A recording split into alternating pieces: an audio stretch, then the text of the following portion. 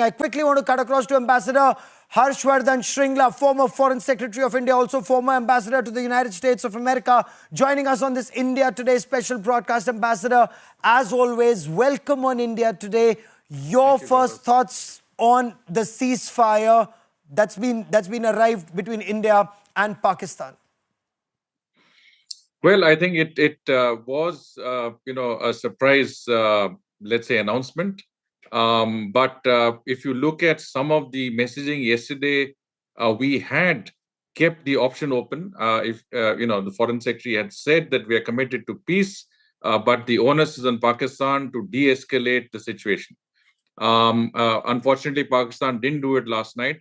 But today, I think they've come around, and there are a number of reasons why they could have come around. One, of course, is that U.S. pressure, and U.S. has exercised its influence on Pakistan to bring them to the table. But I think the other reason lies in what the Ministry of Defense briefing has conveyed to us, that Pakistan's military abilities had been severely degraded. Their radars and their air defense system was degraded. Their critical airfields had been bombed, that the morale of the armed forces is coming down. I don't think they could have sustained this conflict for much longer, and it was in their interest to come to the ceasefire table. So they were compelled, Ambassador. Is that your understanding? Ambassador, you worked very closely with Prime Minister Narendra Modi. What was different and what led to this very changed response, this very aggressive response by India to Pakistan's state-sponsored terror? We've been suffering this terror for decades, Ambassador. No, absolutely. But the difference under Prime Minister Modi's leadership is that 2016, there was the Uri attack. We had a response. Our special operations team went across the border and eliminated a few of the terrorist camps that were there. 2019, we had Pulwama, and we saw strikes across the border by our Air Force. This time, in the wake of the Pahalgam terrorist attack, I think Ops Sindoor was a fitting response to that heinous act that was perpetrated by terrorists that was sponsored by Pakistan. And but our actions were very calibrated, that we hit the terrorist camps. Those terrorists that were directly responsible for Pahalgam were hit. The Lashkar-e-Toiba, their headquarters was hit. Some of their main operatives were eliminated. Similarly with the Jaish-e-Mohammed. So I think we have avenged the memory of those of our citizens who were gunned down so mercilessly in Pahalgam. We have maintained since then a very firm and uncompromising position, but at the same time, we have not gone beyond. I mean, we could have done a lot more. We could have gone out and hammered the Pakistanis on all fronts. But what we did was a very proportionate, a very calibrated strike, not only in Ops Sindoor, but subsequently in response to Pakistani kinetic actions. I think we had also been very firm in our response. And as External Affairs Minister Dr. Jaishankar said, he said that we will be firm in our response to any escalation that Pakistan undertakes. Did we seek any assistance or intervention from any foreign power? Did Pakistan seek that? What brought about the US intervention in your appreciation, sir? So as you can see that, as you could have seen, that our interlocutors were talking, or our leadership was talking to their interlocutors across the board. It's part of our diplomatic outreach. We were in touch with the United States, with UK, with Russia, with Saudi Arabia, with UAE, a number of countries.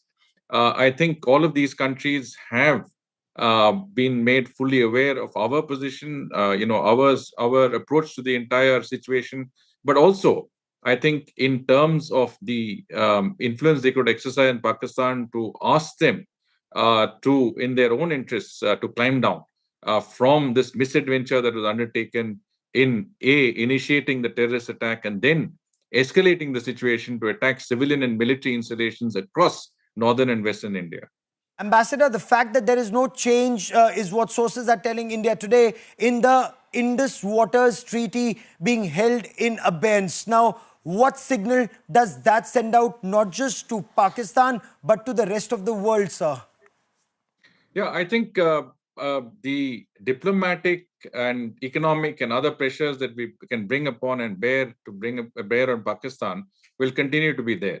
I don't think we're going to relent on that sort of pressure, because we don't believe that Pakistan is going to change its fundamental attitude. The leopard doesn't change its spots, and Pakistan is not going to change its support for cross-border terrorism.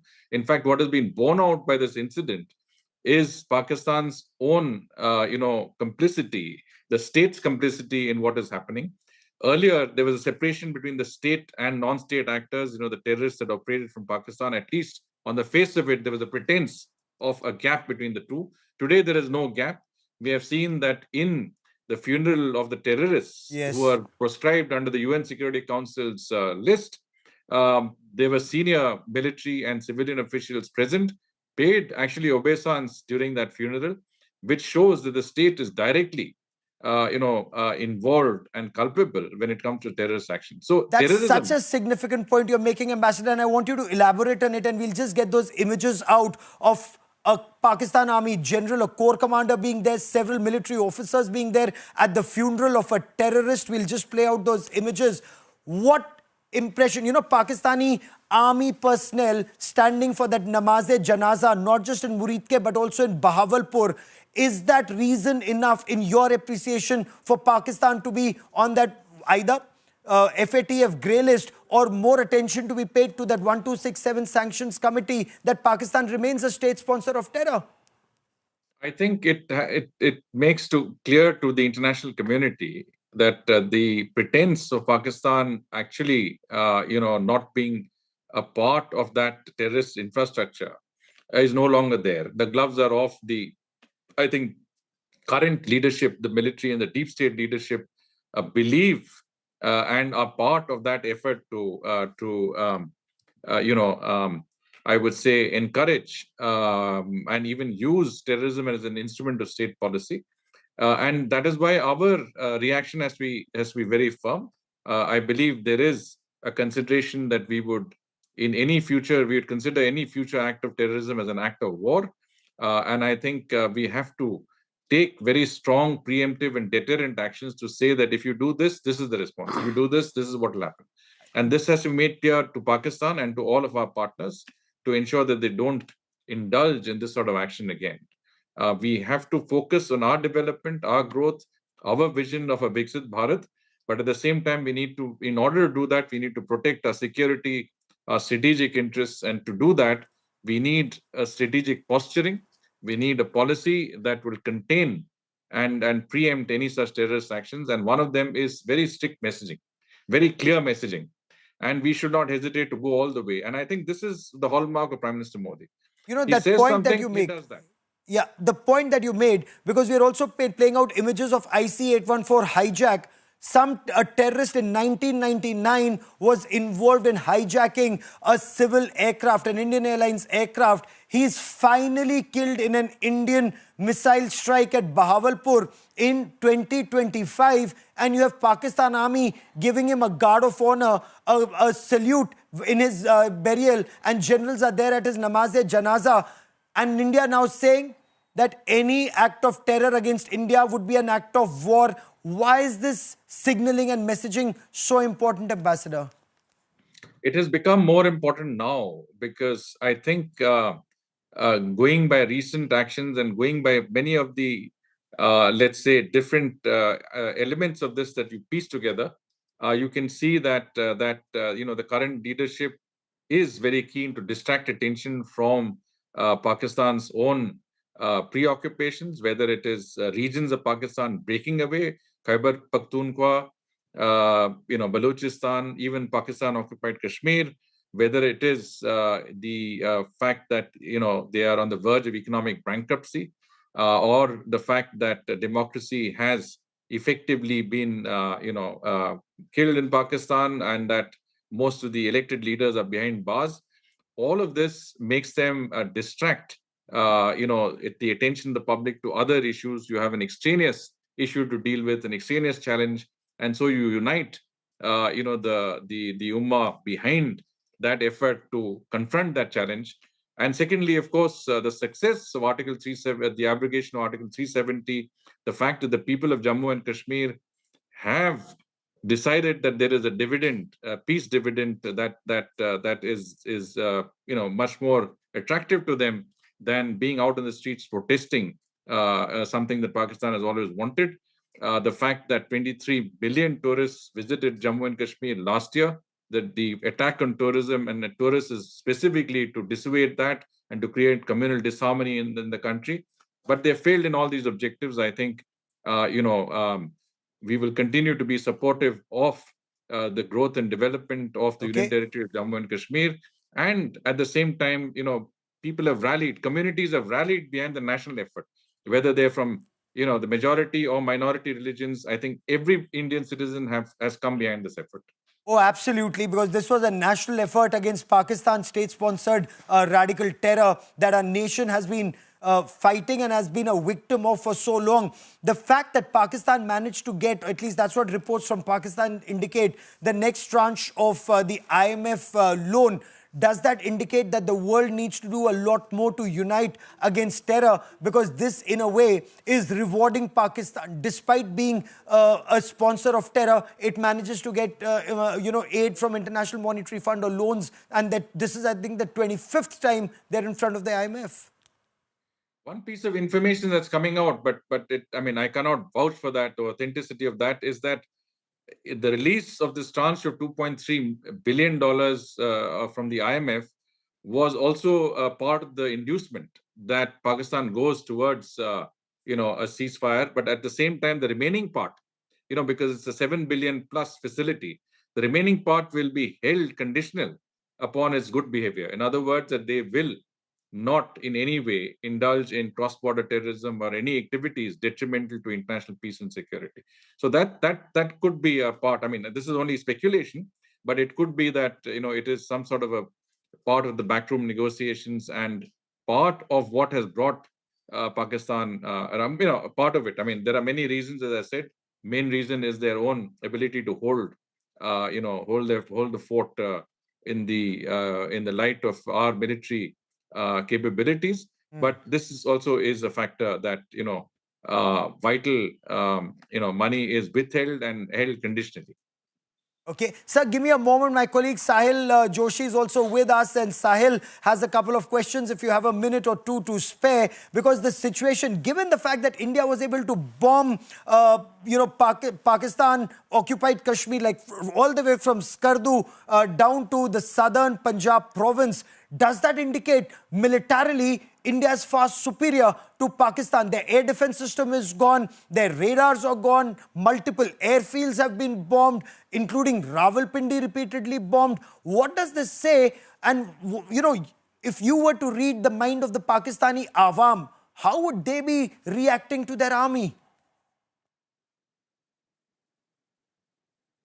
Ambassador Shringla, that question's for you, sir. Right. So essentially, I think the Ministry of Defense briefing was quite categorical that we have, degraded Pakistan's military abilities in the short period, in the short window that was there in terms of the conflict. Their critical air bases have been bombed. Their radar systems and air defense systems have been degraded. The morale of the armed forces is very low. And their ability to maintain, and continue in this conflict would also be doubtful. So there are many. It is quite detailed, and they've given some inputs as to what went into that particular kinetic action and what was achieved by that. But clearly, we were not asleep on our post. Our armed forces have achieved incredible successes in terms of reaching, as you say, far into both Pakistan-occupied Kashmir and Pakistan, and creating significant damage on their military infrastructure and their military capabilities and abilities. And I think that will have a salutary lesson for them in the future, because we have hit them where it hurts, which is where the levers of power lie, which is the deep state and the military. Absolutely. Ambassador Sahil. Shringla, I have one question for you, because now it is amply clear that the government has also made it clear that this ceasefire is only going to have a military effect. It's only going to be a military ceasefire, whereas the diplomatic action, the trade action, the economic actions are going to continue. At the same time, those terrorists are still at large, and we all know that the Pakistan never accepted that they were garnering terrorism in their side. Looking at the scenario, why do you think that the Indian government agreed for this ceasefire after 3 days of this fight? Well, I mean, as I said, we have larger objectives and larger considerations on our side. I mean, we have a very strong growth momentum today. We have a window of opportunity of the next 20, 25 years in which we can really achieve exponential growth and provide a future for our future generations that we could never have dreamt of.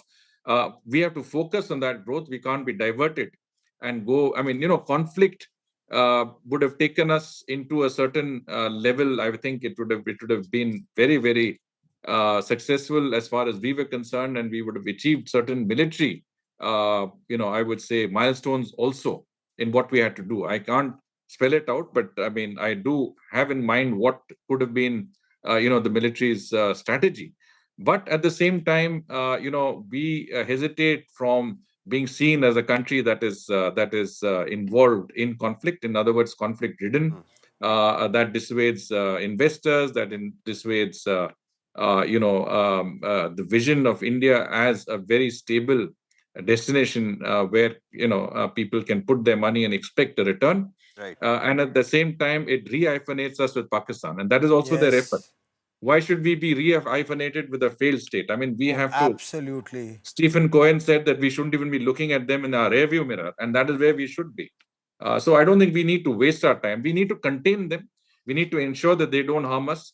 We have to bring all our diplomatic and economic leverages and keep them in place, including the Indus Waters Treaty. There is no way we should go back into implementing that.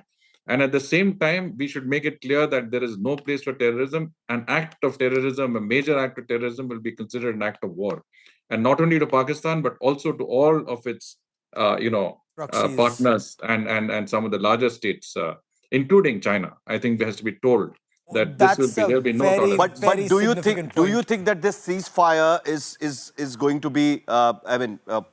We can't speak about the timeline, but do you think that this ceasefire is going to continue? I mean, will there be? Do you think that this can be a temporary situation at this point of time after reaching a particular peak? Because nothing has changed yet. I mean, India's stand against terrorism has not changed, and what Pakistan is doing has also not changed. Well, look at it this way: that the last 4 or 5 years, we've had a ceasefire on the line of control. Firing was almost non-existent. So if Pakistan wants, they can be. I mean, we have never gone out and willfully broken a ceasefire, but they have to ensure that that is in place. And at the same time, I think cross-border terrorism will also be a trigger for any action. So they have to make sure that that does not happen. Even during the conflict, if you notice, 9 terrorists who tried to cross into India were killed in Jammu. So Yes. I think this is something that we have to keep in mind. So I can't say. I mean, it's difficult to say whether the ceasefire will hold or not. I mean, that is anybody's guess. But there has to be very, very, careful monitoring of the situation in Pakistan. I think if the US is exercising leverage, they need to absolutely control the fact that that the Pakistani deep state will not enter back into any misadventure. So there has to be a combination of many factors that go into play as we You've go been our along in the ambassador. next few months. Sir, before we let you go, there's a question I have for you. You've been our ambassador in the United States of America. You know the US mind very well too. Can Pakistan use this as an excuse to once again, if I may, reach out to the Americans, get more spares for the F-16s, rearm, strengthen itself, and then target India once again when they're on a stronger wicket? Well, I was there in Trump's first administration, and I can tell you one thing. Trump is a doer in many senses. Many US presidents have been talking about stopping military assistance to Pakistan because of its support for terrorism. Obama said that, others said that. Trump went and stopped it. He just Yes. stopped it. One fine day, no more military assistance, and it has not been renewed since then. Not a single dollar of military assistance has gone from the United States to Pakistan since 2019, and I don't see Trump going back on that part of the deal. You can provide some spares to keep those F-16 going, etc., but you're not going to give your money to get them to weaponize themselves. Ambassador Harshvardhan Shringla for joining us here on this India Today special broadcast. Many thanks.